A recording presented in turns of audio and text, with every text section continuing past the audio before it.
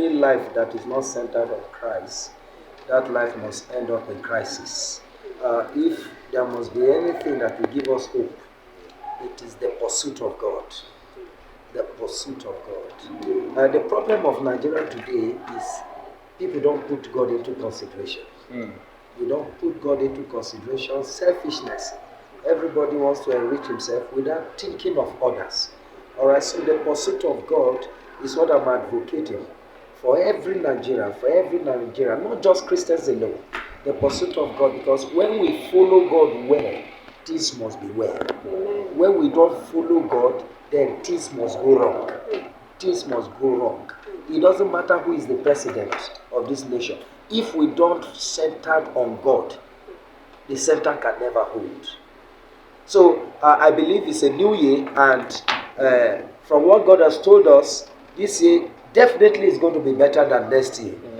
Very, very well. It's going to be better than next year. We are praying for this nation, Nigeria, and I strongly believe that God will hear our prayer. It's a year of hope. It's a year of relief. It's a year that things will get better.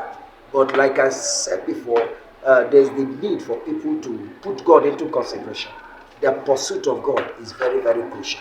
And then by the 31st of December, 2025, I believe that we shall all be celebrating for a glorious year. The truth of the matter is that there's no government that has not been approved by God.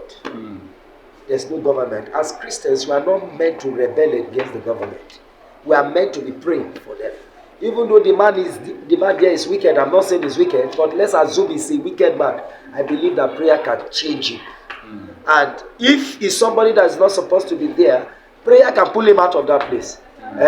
You understand? But I believe that God allowed him. That's why he's there. So we should keep praying for him, and we should keep trusting and hoping that God will use them and members of his cabinet to bring our much desired change. Let me give you my little testimony as a child. I died and I was buried.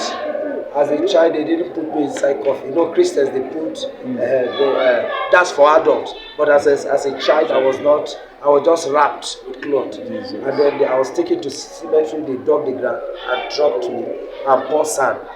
I think my mother said when they poured the third heap of sand, I sneezed and came back to life. And from that time, God began to tell my mother that I have an assignment to give life to the lifeless.